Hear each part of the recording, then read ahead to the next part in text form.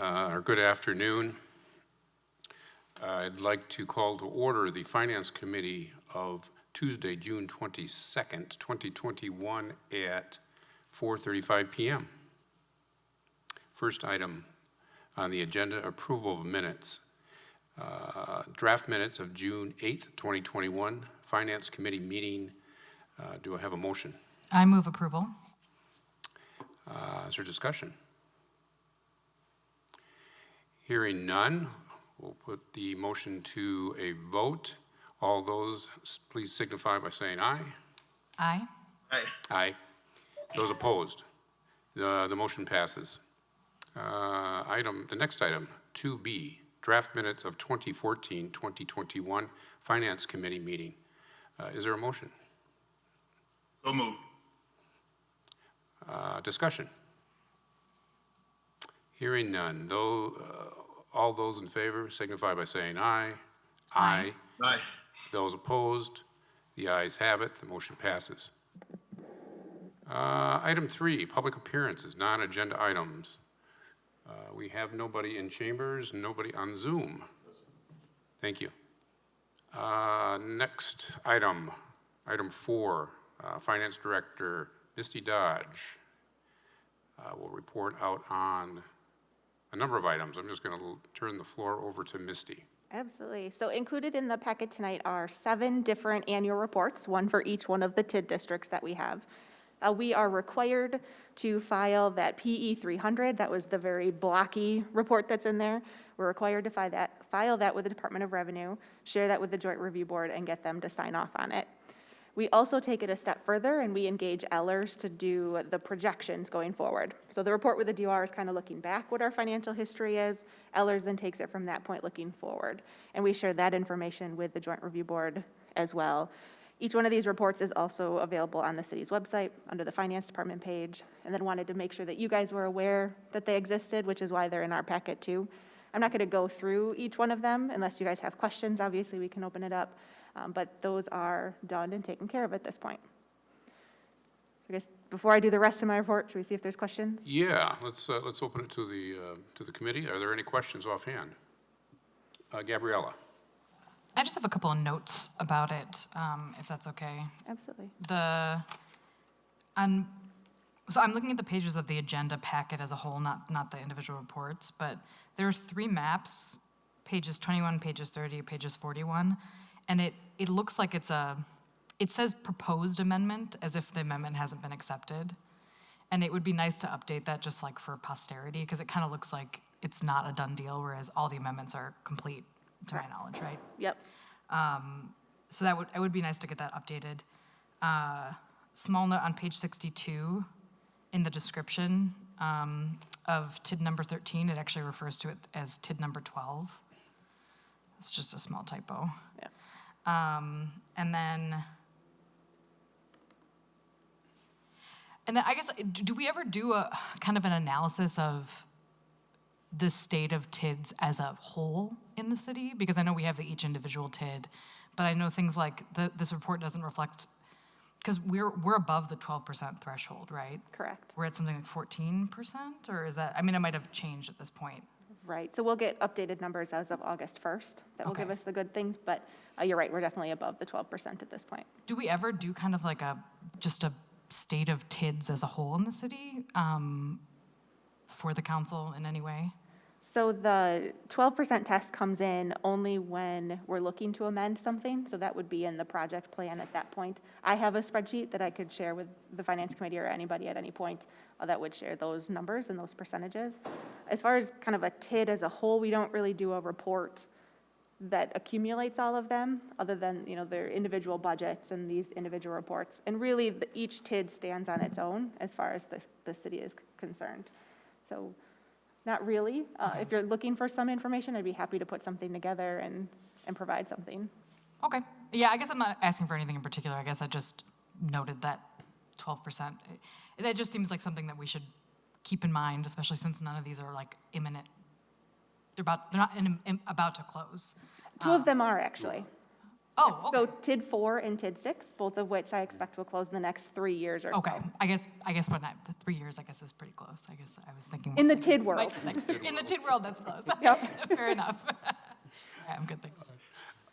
Mike Zimmerman has a question or a comment. Go ahead, Mike. Just a comment. I was, to Gabriella's question there, we just finished our TID annual report joint review board meeting that went through all of the TID districts with the respective JRB members so I would encourage you to maybe tune into that at a later date because I think it answers a lot of the questions that you might have. And it gives you a really good overview of all the individual TID districts. But one thing I would just note is one of the reasons that we're over the 12% test right now is just because of the two very successful TID districts, and that's TID number 4, the big one here, that allowed us to implement the Fitchburg Technology Neighborhood, some great infrastructure, including the Highway 14 interchange, and then TID 6 over by Orchard Point and the Thermo Fisher campus in Arrowhead there. And those are the two that Misty referenced that'll be closing within the next 3 years here. That'll free up capacity for us. So, but I think if you watch that meeting, you'll get a lot of information on what we've accomplished through the TID districts. And I can share that 12% thing too. I'll probably wait until the new numbers come out in August, so you guys have the most up to date, but I'll make a note to share that with the committee. Is that the spreadsheet you referenced? Yeah, Okay, I'd be interested in looking at it. absolutely. Taking a look, yeah. Other than that, so the ARPA funding, so that's that stimulus funding from the state, or from the feds, yes, we did file for our money. I know there was a lot of questions about whether or not we were going to hit that deadline. I promise you I had it under control. We filed Thursday morning. It was due on Friday. We expect to get the actual money in our account, half of it, at the end of the month. And we'll still go through that public process we've talked about multiple times about how to actually spend the money. So I just filed it saying that, yes, we wanted to get that. And then there was new guidance issued this morning. So we learned more about the reporting requirements that are out there. I haven't had time to digest all of it yet, but there is more information coming out every week or so. And then tonight is the public hearing for the CIP. That'll be good to hear from the public as far as what their thoughts are on the mayor's proposed CIP before you guys consider what amendments you want to submit. That is it. Okay, very good. Thank you. Let's move on to the next item, review of bills. Detailed review of checks for $10,000 and above, June 1st through the 15th, 2021, totaling $2,503,934.99. Questions?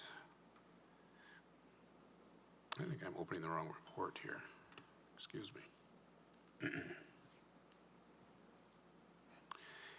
I have a question to start with. The very first two entries on the report, the very large dollar amounts, is this all for traffic lights, I'm guessing? Is that for, question for Misty, or maybe it's?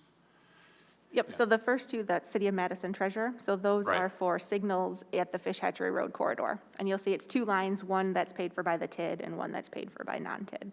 Okay, Why it's very split. good. Is there any other questions? Okay. I have a couple additional questions, but I'm just scrolling down the report. Mine are more, I think, process, at least in my mind.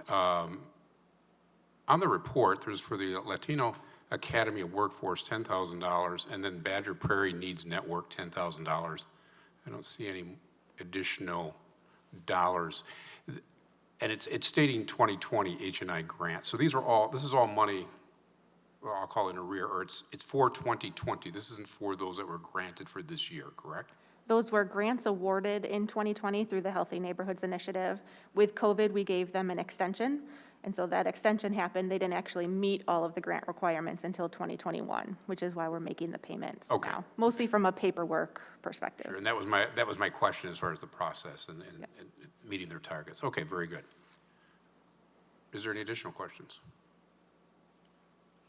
We will move on to the next item, review of bills 5B, detailed review of all checks issued.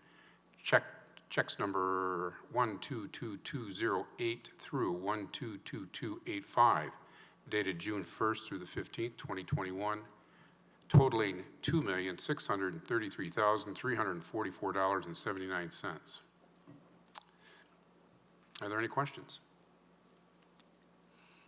Okay, hearing none, we will move on to the action items, which is 6A is the first. Resolution R-114-21, approving contract with Field and Stream Restorations LLC for 2021 through 2023, Harlan Hills and Ashborne Pond Ecological Services. Do I hear a motion to approve? So moved. Discussion? Or maybe, let me back up. Let me just move it over to either Misty or, I see Bill's here as well. Bill, if you'd like to address. Good evening. This is a contract with Field and Stream Restoration for the vegetation management for the Ashborne Pond and the Hillside, or the Harlan Hills Pond. We had a contract with Good Oaks prior to this. They had a 5-year contract, and due to the substandard performance that they've given over those 4 years, we terminated the contract with them in year 4. So we're using the proceeds from the remainder of that contract plus 2 more years of contract to complete the restoration that needs to be performed in that area. Field and Stream is a very reputable company. We've used them throughout the community. They're very good with outreach communication, explaining to the residents what they're doing, as well as with staff. So we have a very good relationship with them. They tell us what's wrong, what needs to be done. They're very fair with their work. So we're requesting an approval of this contract for a 3-year vegetation management contract to get things in line. And Field and Stream feels that they can do that within the 3 years. Very good. Well, then I'll open it to the committee for questions, discussion. Gabriella. I'm very happy to support this. I'm glad that we're going to hire a good consultant that can get this back up to par. My one question that we discussed this a little bit in RCC when we talked about this resolution, is there a way for us to institutionally remember that we had issues with a contractor in the past so that we don't hire them in the future if they are the low bidder? Like, does staff record that information anywhere so that we can avoid, working with this same contractor again? Typically, we do keep a list in the back of our minds for contracts and contractors that come up. It's case by case. So in this case, Claudia or the stormwater engineer would keep track of all of the issues with different contractors. And if a bid were submitted, we would either reject that bid before it was opened or tell, if they were interested in performing or giving a contract, we would tell them not to submit. But otherwise, we'll keep a list. It's kind of an informal process. Yeah. And my only concern, I guess, is there, I guess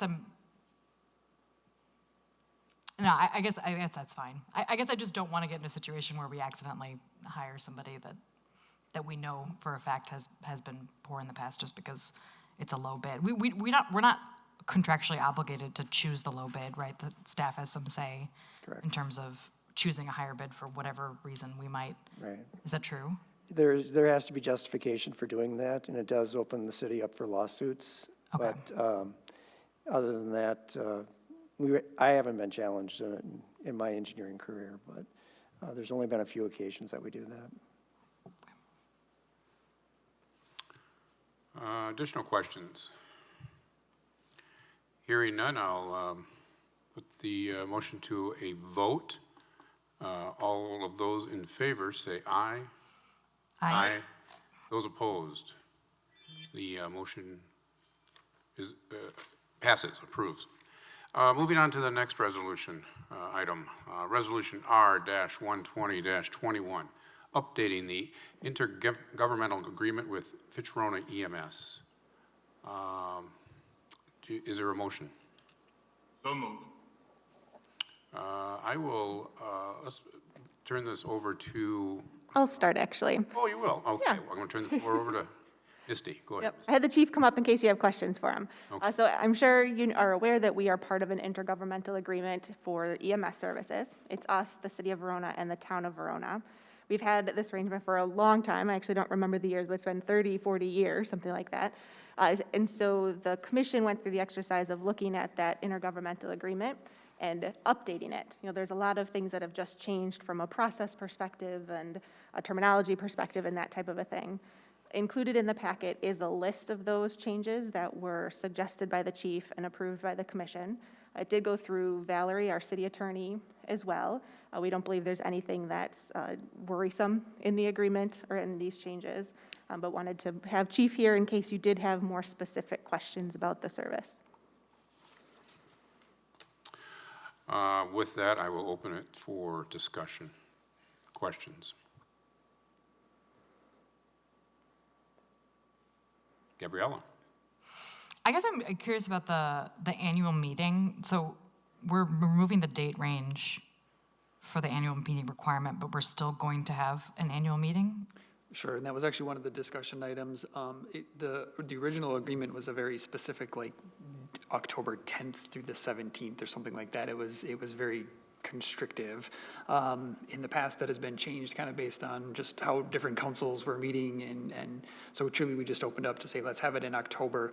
There was discussion, I believe it was actually by the town of Verona, that said, why do we even continue to have an annual meeting? I think it was the city of Verona who said, really, it's just the opportunity for all of the council members to get together, all the municipalities to actually be in the same room at the same time. That in all of my years here, I think it's happened twice when it's been very largely attended, when it's been essentially some pretty significant budget items like opening up another station and hiring a bunch more people. Beyond that, it's pretty largely under-attended.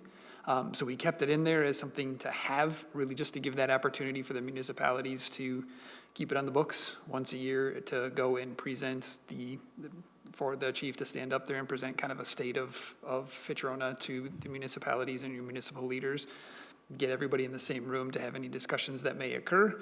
The biggest change that came out of there then is historically and the intergovernmental agreement said the municipalities would approve Fitchburg's operating budget at that time. However, the very next sentence said, however, it's still subject to the normal municipal process. Again, historically, most municipalities didn't have a quorum there. The town of Verona did usually. I think it was just like their annual, like, hey, let's go do this thing. So really, we spent a lot of time breaking into caucus and discussing things that it was really symbolic because it still had to go through the municipality anyway.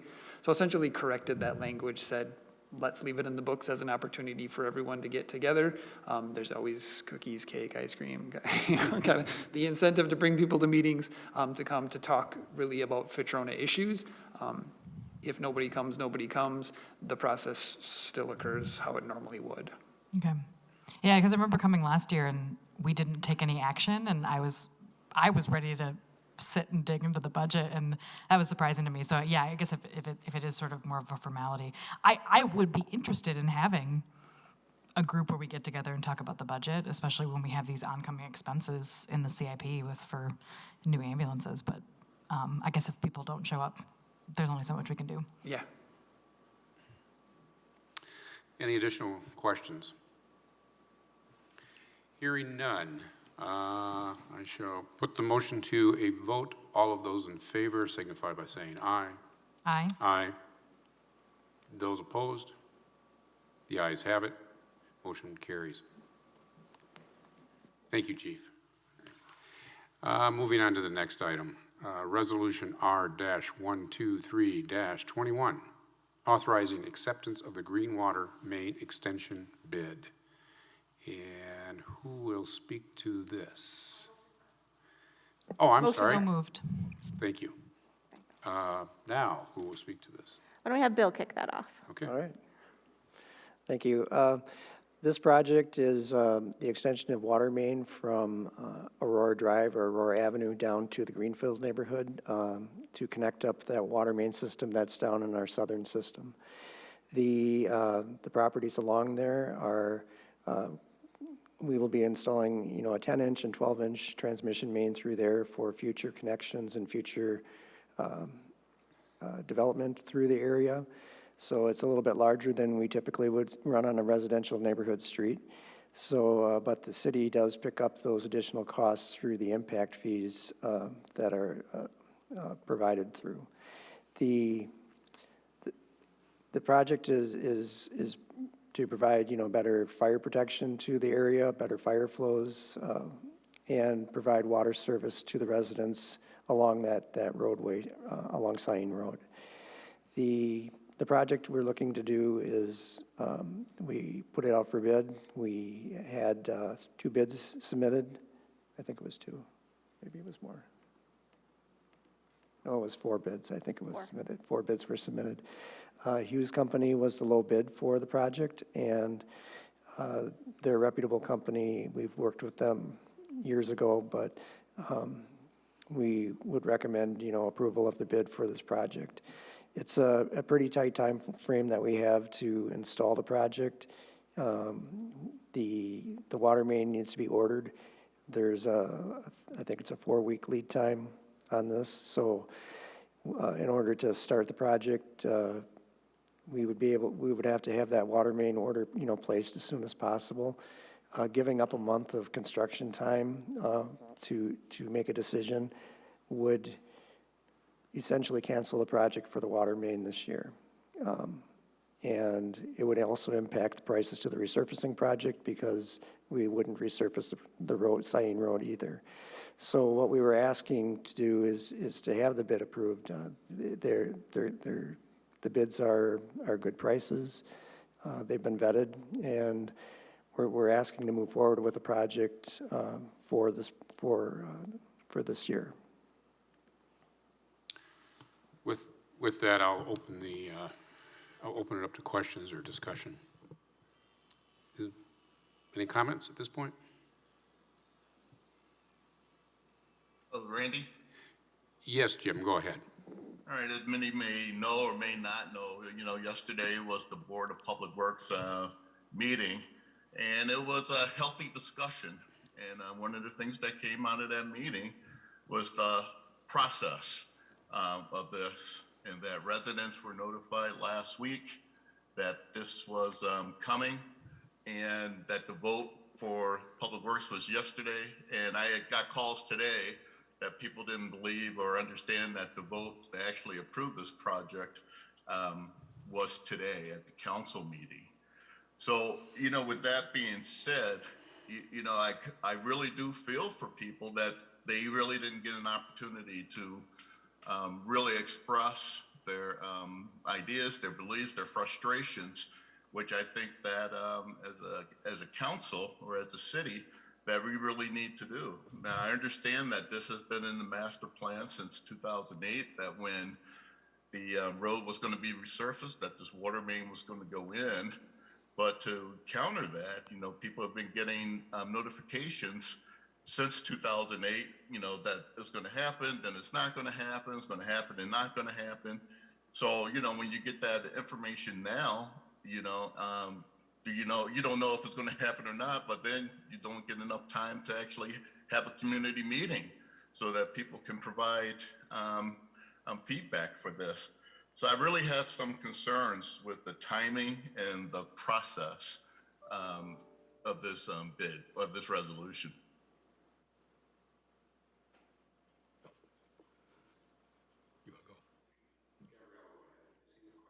Yeah, I also have, I've talked to some of the neighbors, and I haven't actually had a chance to watch the Board of Public Works discussion because I wasn't able to tune in last night, and it wasn't up until literally 40 minutes ago. So it's a timing thing too. I honestly don't know that hearing from more neighbors would necessarily change the outcome, because it sounds like something that is a necessary project, but I do think it's building trust with the city. We really need to let people have a chance to weigh in before the vote takes place. But I also respect the fact that, I appreciate knowing that if we delay this until our next council meeting, we're essentially delaying it a full year, and also delaying the road resurfacing, which matters quite a bit. But With that, Mike, would you like to Sure. comment? Yeah, as the co-acting administrator, I checked in with Public Works Director Bill Walke today, and also Tracy Foss on this project. And again, it is a critical project to move forward with, but recognizing and appreciating the concerns that were addressed by the residents last night, I think Bill and the Public Works staff have some kind of ideas to offer for the council to consider for what would be the final special assessment resolution that we could have the mayor kind of direct them to include. That would maybe help the residents kind of manage some of the economic challenges of the assessments there. So with that, I'll let Bill kind of pitch the ideas that he and Tracy have come up with that might strike that balance to allow you to still move forward with a recommendation to approve the bid, but help to address and manage some of the concerns from your constituents. Bill? Go ahead, Bill. All right, thank you. Yeah, the special assessment policy that we have does allow the council to apply different standards or, vary from the typical policy that we have for the final resolution. One of the things that they can do is determine what the number of payments that are made. Typically, in our policy, we have a 7-year with interest payment that the payment is broken up to for over $5,000. So varying that, the policy says it could go from 7 to 10 or up to 20. But if it goes over 10, then direct finance would have to weigh in on the impacts of doing that, because it would impact the finances and the paybacks and everything like that. So that's one of the areas that the council could direct or request the mayor, or the mayor could direct staff to do. Another thing that happened last year was with the Clayton Road water main project, we did allow a deferred assessment. We deferred the payments on the assessment for 2 years for those residents. So they wouldn't begin their 7-year process for 2 years, and that would begin next year. Their 2 years would be up. So to kind of align with that policy that based upon the COVID that we had, that, we could defer the assessment for a year to bring it in line with what the residents on Clayton Road are having as well. Okay. Go ahead, Mike. One other thing I just wanted to add is we have done the 10 years. We've extended it from 7 to 10 on Glacier Valley previously, right? Was an example? Tracy said that was not correct, and she was looking for, she remembers one of the projects, but she couldn't find it as of 10 minutes ago. So. Okay. She thought that there was one where There we did extend is it one. from 7 to 10. You're right. So you believe that's a viable option still? You're speaking of precedent in the past. But you're speaking that could be an option as well from 7 to 10 years? I think going to 10 years is reasonable. I would very strongly discourage you from going to 20. I think that's too long. But 3 extra years is not unreasonable, if that's what the council wishes to do. I would like to talk about process real quick, though. So this resolution is authorizing the bid and accepting the bid. These are great ideas and part of the overall conversation, but I don't think that they should be inserted into this resolution necessarily. I think it would be better to get direction to staff to incorporate those changes into the final assessment role when the time comes, but I wouldn't tie those changes into this resolution. The vendor that we're accepting this bid for doesn't really care how our assessment policy works. They just want to get their bid accepted. So I guess just procedurally, council as a whole can direct staff to do things. We've now pretty much heard what this direction is. If you really wanted for an extra level of comfort, the mayor can direct staff. So tonight at council, you could ask him to direct staff to incorporate those items so that you'd be able to hear it in public. Under this resolution? Right. So same resolution, just at council? So you would have the discussion during this resolution, but you wouldn't actually amend the resolution to include those items. So you would say that you'd like to see these 2 items incorporated into the final special assessment report, that, we can't direct, or we're not directing staff through this process, but you'd like to see the mayor direct staff to include those in that final assessment report. I assume he would be supportive and would do that at council, so you would hear us get that direction, but we also wouldn't tie up this resolution over that change. So we would still vote on the resolution? As is. As is, okay. Well, with that and that clarification, go ahead, Gabrielle. There's a typo in the resolution that we'll need to amend. The last 2 whereas and now be hereby resolved, it actually says 1,035, not 1,035,586. There's a dot instead of a comma. I don't know if everyone can see that. It's page 105 of the packet. So I don't know how we handle that, if it should be an amendment. That I would definitely amend. Okay. Just to be clear, I think we all understand that that's probably meant to be a comma and Yeah. everything else says it's a comma, but just for clarity, Yeah. I think that would make sense. Okay, would you, Gabrielle? So, yes, I'll go ahead and amend the resolution to change the number to 1,035, 586 at the two places that it is located. Is that sufficient? Yep, We do not need a second still? correct. Okay. Then we do have a motion on the, you just made the motion, and is there any further discussion, I guess? And that'd be just on the motion. Yes, just on the motion that's on the floor currently. Jim, do you have any questions? No, not really. Just a comment that, I appreciate staff looking into this and also having those alternatives. But again, I'll reiterate, this is probably something that if it had happened a little bit earlier, I think it would have probably tamped down the anxiety that people have about this process. I think at this point, Jim, though, we're just voting on the amendment, correct? Correct. And then we will circle back to the actual resolution. So, are you in favor? I'll place the motion, Would you like me to repeat it back? please, yes, if you would. Yep, so Gabriella made a motion to amend the resolution in two places, the last whereas clause and the now be it hereby resolved clause, to change the period into a comma so that it reflects the low bid of $1,035,586 in both of those places. It's a technical correction, but we want to make sure our bases are covered.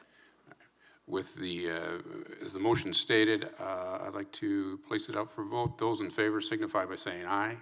Aye. Those opposed, the motion carries. The amendment carries, that is. And now we will move on to the resolution itself. Correct. And based on the information that I've heard and this is still open for discussion. So based on the information that I heard last evening at Public Works as well, I agree with my alders, fellow council people. I have some great questions at this point. I would like to defer this resolution to council. And may I make that as a motion? And that's with no recommendation from finance? That is correct. Yeah, So you made that motion? I did make that motion. First, actually, I'm sorry. So first, Gabriella, you approved it. So would you like to withdraw your motion? I don't know how that works if we had an amendment in there, though, too. Can we, Maybe do a friendly amendment to instead refer it to council without a finance recommendation, if you're open to that change? yep. If I'm open not, to I mean, if change. not, we can vote on it, and but I would Well, the prefer, problem is then it would be done. So you'd have to do either a yes or a no that's correct, okay. Oh, because I have the motion on the floor Yeah. versus to approve. deferring it to council. Yeah, it's interesting. I feel like I could go either way on it. I am perfectly happy to make that a motion if that's of interest. I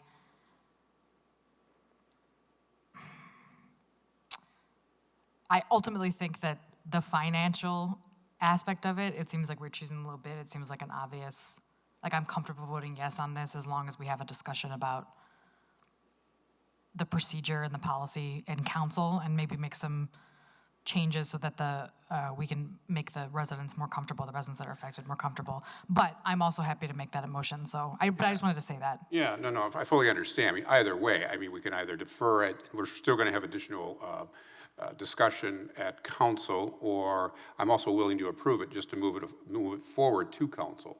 I don't think it's the dollar amounts at this point. It's the dollar amounts that I'm concerned about is the dollar amounts that the residents will have to endure in the short period of time that they were notified, so.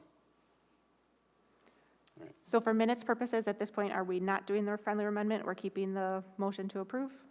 And that we'll take a vote? I'd like to defer that to Jim. Does he have an opinion one way or the other? I would like to see it deferred to council and we can continue this discussion. Okay, so should I withdraw so that Randy can defer, or? So I don't think you can withdraw because we had an amendment in there. We're getting into very technical Roberts rules that I'm not as familiar with.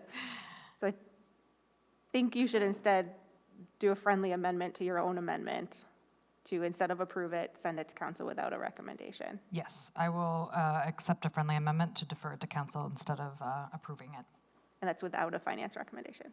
without a finance recommendation. Yep. Okay, so then that's the motion that's on the floor now. All right. I don't have to repeat that since you've just repeated.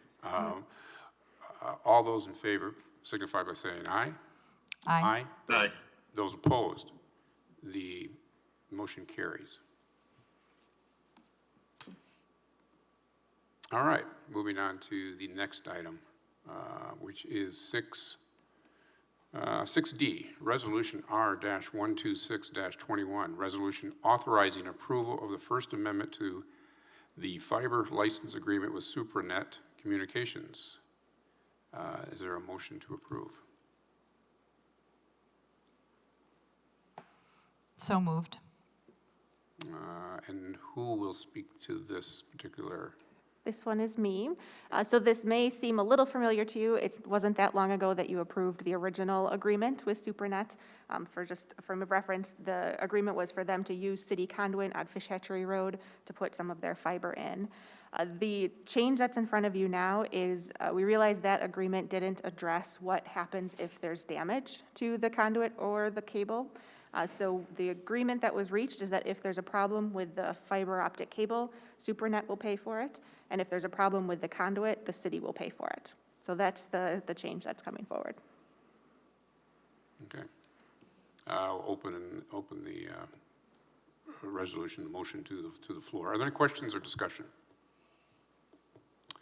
Hearing none, I'll put it to a vote. All those in favor signify by saying aye. Aye. Aye. Those opposed, the motion carries. The next item, which is 6E, Resolution R-130-21, resolution approving the bid for raising of 11 mobile homes located at 2151 County Highway MM, and it is a direct referral. Need a motion first. Yes, is there a motion? to So approve? move. And who will speak to this? I will take this one as well. So the mobile home park in the city had 11 trailers that were marked as uninhabitable. We encouraged the property owner to raise them. I even went to court, and there was a court order requiring them to raise them by certain dates. Based on the original agreement, they had to demo, I believe it was 4 by a certain date, another 4 by a certain date, and then the balance of the 3 by July 1st.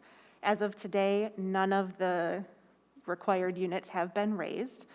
There is an opportunity within the court order that if those dates aren't met, as of July 1st, the city could go in and raise them ourselves. So that's what's in front of you now. We did get 3 quotes to determine a vendor to do the raising of up to 11 trailers. Timing was a bit of an issue here, so knowing that there isn't a first meeting in July, we are bringing this forward now with the understanding that we actually wouldn't sign the contract or start raising until the court requirements have been met. And the language in the resolution as well as the contract is all up to 11. So we can have some flexibility in there based on what happens between now and that date by the property owner. From what I understand, the original property owner had not made much movement, but there is one of the property owners in town now and has signed a contract and placed a down payment to move forward with raising them on their own. So there's actually a good chance that we won't have to do all of them, maybe even any of them on our own.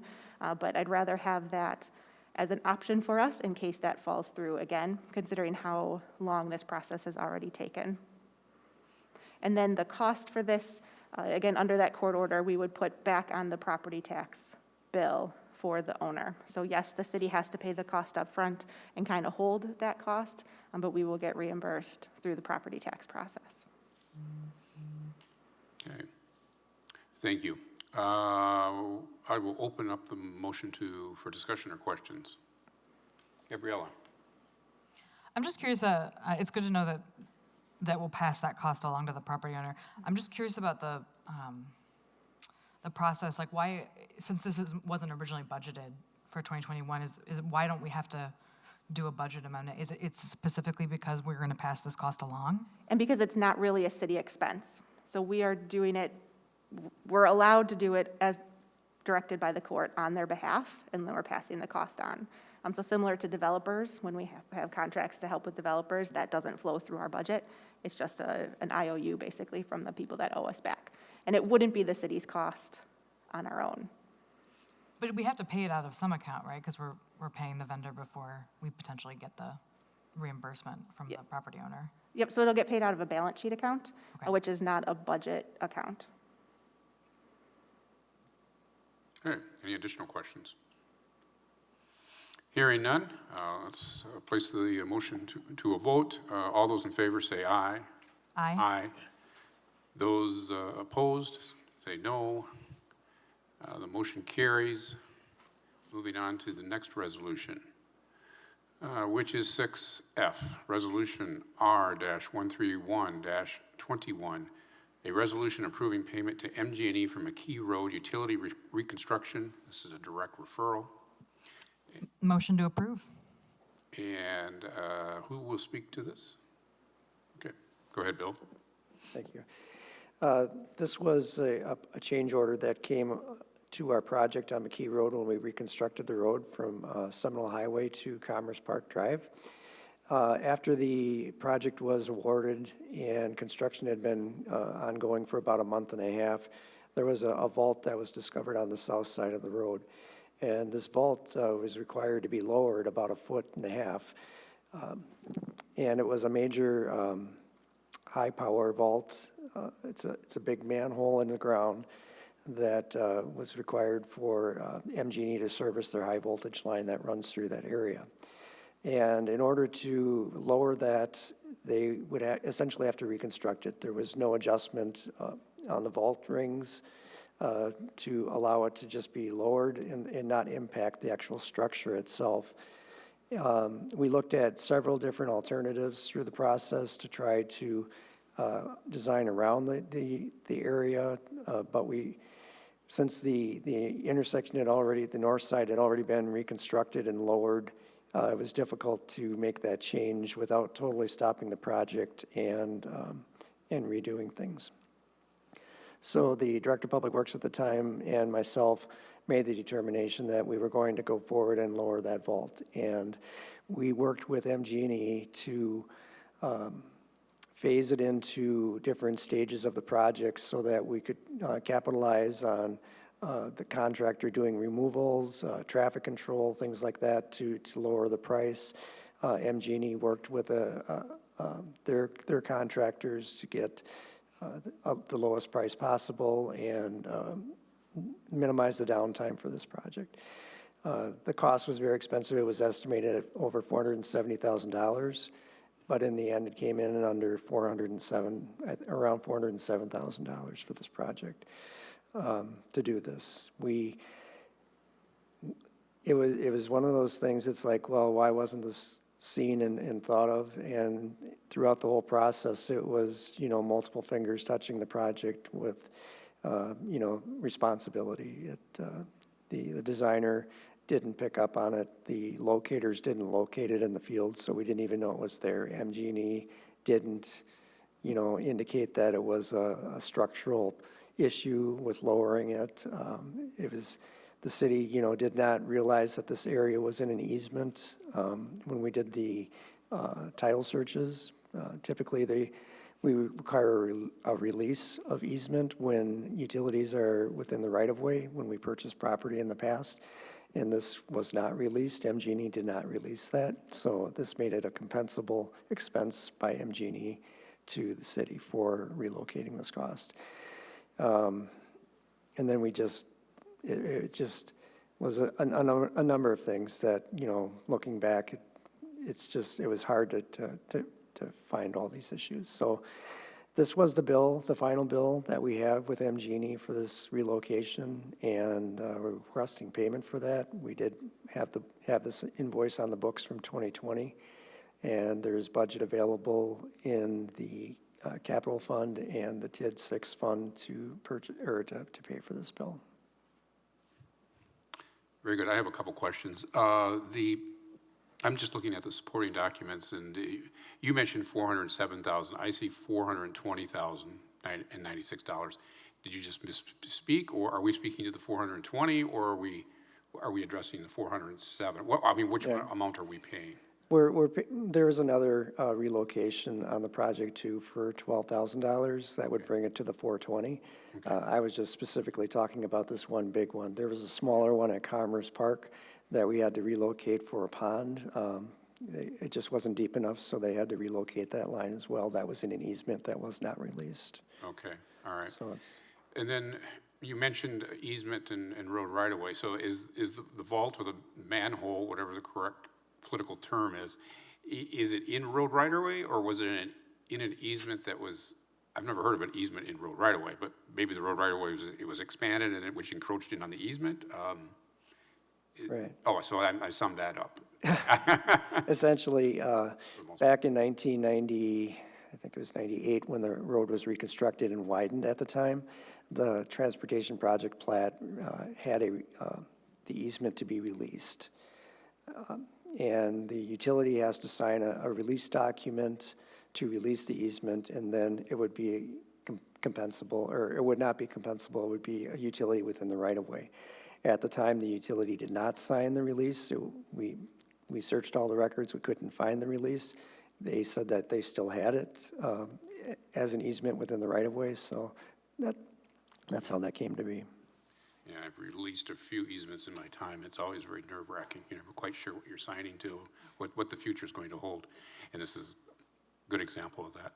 Is there any other additional questions from the committee? Hearing none, I will put the motion to a vote. All those in favor signify by saying aye. Aye. Aye. Those opposed, motion carries. Let's move on to the next item. Just make sure I have my place here, which is 6G, Resolution R-132-21, authorizing acceptance of the 2021 Street and Path Improvements Bid, direct referral. Do I hear a motion to approve? So moved.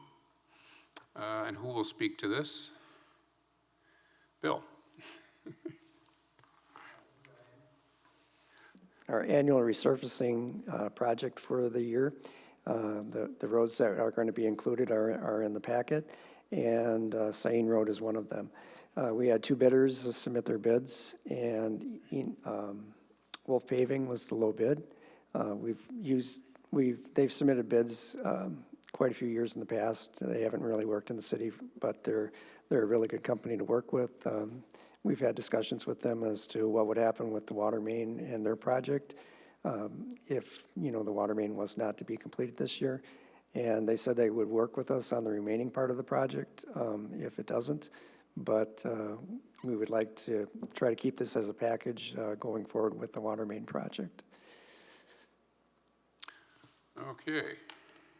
With that said, I will open it, the resolution motion to questions or discussion. I'd actually like to add one item quick. I don't know if you talked about the budget amendment that is required. So the stormwater piece is a little bit more than what was expected, but there was some savings in the street sweeper, which I know, Gabrielle, you mentioned at one of our other meetings. So we'd like to transfer that extra budget money from that capital project into this capital project to make up the difference. And since it's a fixed asset to fixed asset, it's just a simple majority.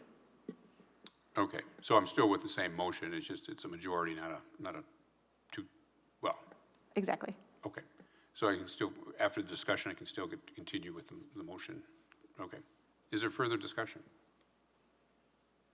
Hearing none, I will place the motion to vote. Those in favor signify by saying aye. Aye. Aye. Those opposed, the motion carries.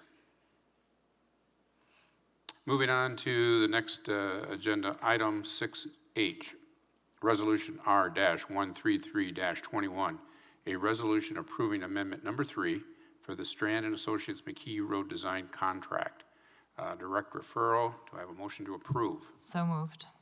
And who will speak to this resolution? Bill? Yes. This was associated with some utility relocation on the McKee Road project between Commerce and Seminole Highway. At the Badger State Trail, there is a high-pressure gas main that comes through the area along the Badger State Trail. It was a 12-inch gas main. And we worked with MG&E Gas to locate it and get the elevations on it, and it was in direct conflict with our proposed storm sewer. To relocate that gas line around our storm sewer, MG&E estimated about $752,000 to $1 million to relocate around the storm sewer. They requested that if we could perform a design change and to move the storm sewer around their gas main, that they would pay for that cost. We got an estimate of $30,000 to do the design, which is what you had before you, and the resulting construction change was about $80,000.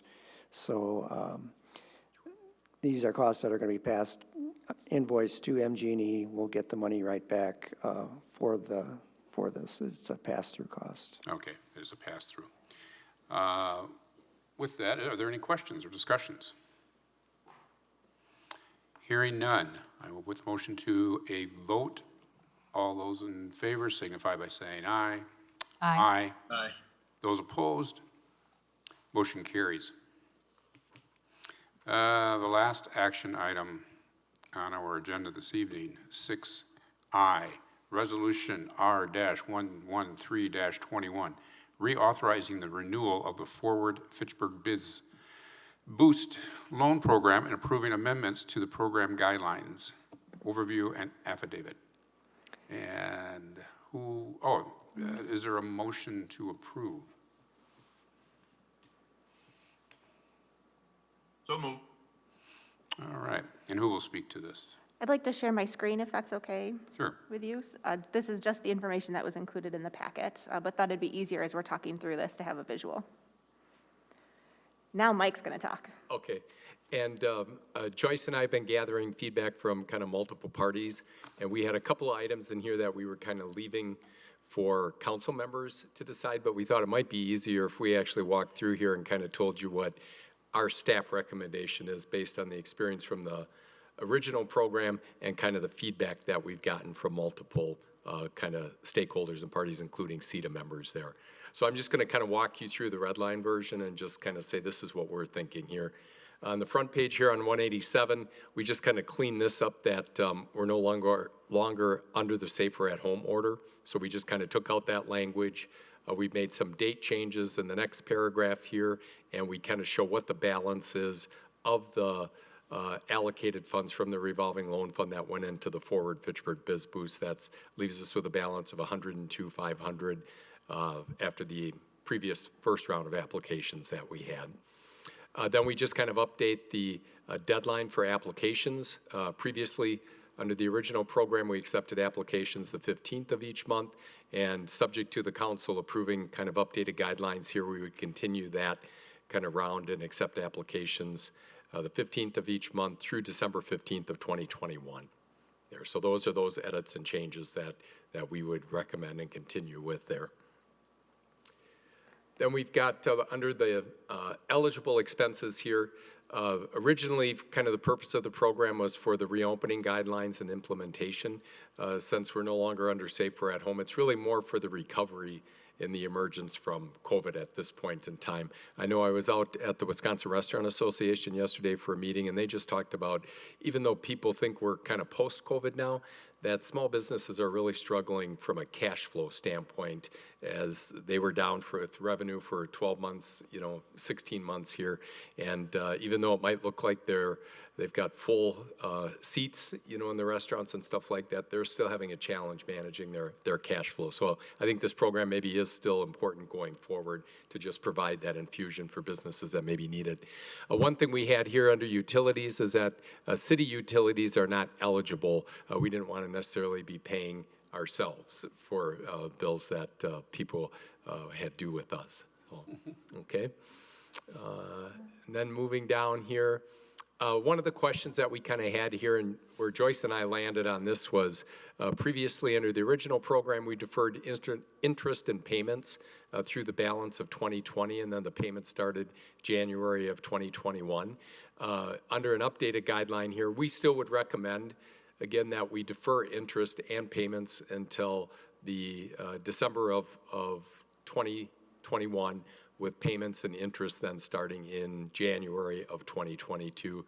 Again, from that cash flow perspective of just kind of helping them manage as they continue to emerge from COVID. So that would be our staff recommendation. I think there were some differences of opinion from some stakeholders that we checked in, but that's how we had structured the previous program, and we think it should follow a similar kind of pattern here. And then scrolling down, we just have again that they can either mail them to us, applications, or they can put them in the Dropbox, again, updating some dates here. And then we get into the question kind of section there, and we had the suggestion to add a question about how did they learn about the Fitchburg Biz Boost loan program. We think that's a good one to add there. Then we also had about the temporary, was your business forced to close in 2020 temporarily? We think that's a good question to add, and how many months? And then the next one is the one about how did you learn about the Forward Fitchburg Biz Boost? We think that's a good one just to kind of see how is our communication and outreach working. That might help us in future projects to know how best to communicate with people and get the word out as we're working on programs and initiatives. Then the next one, how many employees? There was talk there about changing the date to July of 2021. And we think that's a really good kind of benchmark because that's really kind of when we expected everybody that wanted a vaccine to be able to have the vaccination and everything at that point in time. So hopefully, we know businesses are struggling still with getting enough employees, but that at least allows them to have employees and kind of be through, hopefully, the vaccination at that point. There's just a little typo in that question. It should, and how many, instead of not have many. Okay, thank you. And we'll be cleaning that up. Yeah. And so, Mike, then is it the staff recommendation to ask for both of these dates, or did you suggest No, one or just the to other? change to July of 2021. So not the December date? Right. Mm-hmm. And then under the next one, how would you utilize the funding? We still think that this narrative is a good question, but then further down in the document, we would actually remove the table where we had people break down how they would specifically use the funds. And part of the thought process or rationale here is some people ask us to be more simple and flexible in our application and materials. They said for the small businesses, it's a lot of work just to even put an application together like this. And again, getting so detailed and specific of how they were going to use the funds, they probably need more flexibility as they kind of manage their cash flow there. And we're not really doing a look back, where we're going to ask them to document how they utilize the funds. So we thought it was a little redundant to kind of, expect that level of detail and just to let them manage that cash flow on their own, okay? Then the next one, just because the program is evolving here and it's no longer kind of subject to the WEDC reopening guidelines and the Dane County health protocols there. So we just thought that we should remove this question, number 5. And then we thought that we should, there was different points of view on question number 6. And again, to simplify the application, we thought just to remove this one. Although I told Joyce, I said, well, it might be nice to hear people tell us how they positively impact Fitchburg, but it just creates more work for them. So we thought just to take that one out at this point. Then number 8, we had a clarification there from Alder Julia Radafrada to make sure that we identified both PPP program, PPP round 1 or round 2 there, just because there were a couple of infusions of that money that was available for businesses.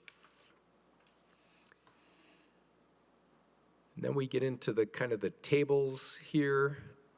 And on this one, what we did was we actually changed under the left-hand column there, and we put that into quarters. So instead of getting so detailed from a monthly perspective there, we did basically first, second, third, and fourth quarter. And then we have 3 columns to the right. One would be for 2021, so they would fill in, year-to-date in 2021. We would have a column for 2020 and then one for 2019. Joyce had indicated that when the Loan Review Committee was reviewing the previous round of applications, that this table was really helpful for them to kind of look at things at a glance. So I think some of that trend there to see 2019 to 2020 and 2021 kind of gives a historical overview of the revenue kind of at a glance. So that's how that table would be modified.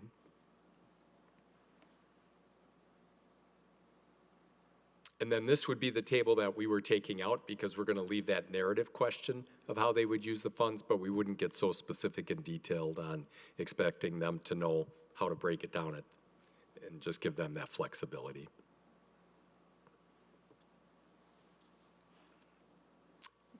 And then this one here is just really cleaning up the dates for the financial documents, just kind of carrying them forward with the more current documents that we would require as part of the application.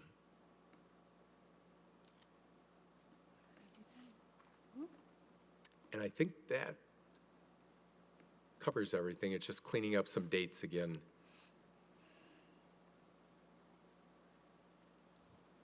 And I did, in a late incoming email, just prior to the start of this meeting, that Joyce had sent to Misty and I, you have a clean version that kind of reflects these changes and recommendations from us. So if you would be so inclined, otherwise you could table it, recommend us to kind of really clean it up and bring it back. Obviously that would go until July 27th then. So if you're inclined to move it forward, we can kind of take counsel through these things, as well, because then we could start to accept applications if the guidelines are approved. Otherwise, we'll wait a month. So whatever you decide as finance and council, we can work with. So at this point, we'd be looking for one of two motions, I guess three really. So you could either refer this back to staff to provide that clean copy if you wanted to see exactly what it is that's being approved, but it would be a delay. You could also approve it with the recommendations provided by the economic development team as described during the meeting, so that would be an option. Or if there were specific things, either that you disagreed with the staff recommendation or if there were other things that you wanted to see changed that were not identified in that draft, we could make those changes as well as a committee. I don't think we'd have discussion first. A motion would be on the floor. Go ahead and do discussion first. Do the Yep. discussion first? All right. I'll open the floor to discussion, questions. Gabriella? I think the changes seem good. I'm definitely in support of keeping the program open, and I'm comfortable with what you laid out here, and any sort of like mini tiny things that are in addition to that. I trust staff to make those decisions and update us after the fact, but I would rather this move forward. Yeah, and I'm in full agreement with Gabriella as well. I'd like to see the program move forward as quickly as possible and not delay it. And what you have brought to us, I'm very pleased with. So, Jim, do you have comments? Yes, I also like the fact that this gives businesses another chance, just in case they missed the first round, didn't know about it or whatever, that it gives them another chance so that they can be successful. Right. With that, So procedure. So right now we have a motion on the floor to approve it, kind of as is. So probably the easiest would be to make a motion to amend it as discussed by economic development staff during this meeting, just to get a formal vote that you approved all of those things as outlined. Is that my motion or I have Jim, Jim? Okay. but I guess I would do an amendment. So amend the resolution to incorporate, or the documents to incorporate the changes as recommended by staff. I'll make a motion to amend the resolution to indicate that the changes as laid out in the meeting by the economic development team. so we're just voting on the amendment portion at this point. Yep. Yeah. With that said, I'll move, all those in favor signify by saying aye. Aye. Aye. Those opposed? No. The amendment carries. Yep. And so now we will vote on the document as a whole and the resolution as a whole with those changes incorporated. Okay, and with that said, all those in favor signify by saying aye. Aye. Those opposed? The original motion with the amendment carries. Very good. Mr. Chair? Yes. I would just, I'll make sure that the final version, we have Misty vet, just to make sure it's all, in order at the end there before we distribute it publicly to groups again. And then one thing I will mention, because it came up at CETA, is we will definitely do outreach, to our minority business partners, both through the Latino and Black chambers and other organizations there to help get the word out, because I know that was a point of emphasis and priority at CETA. We did that previously with the original program, but we'll make sure that we, make that extra effort and outreach and communication again with this round as well. Good, very good. Well, that concludes the action items on the agenda. Moving on to announcements. The next meeting is July 27th, 2021. And number 8, is there a motion to adjourn? So moved. Who are you going to give it to, Chair? I'm going to give this one to Jim. There is a motion. Is there any discussion? Hearing none. All those in favor signify by saying aye. Aye. Aye. Aye. All right. We are adjourned at 5:41 p.m.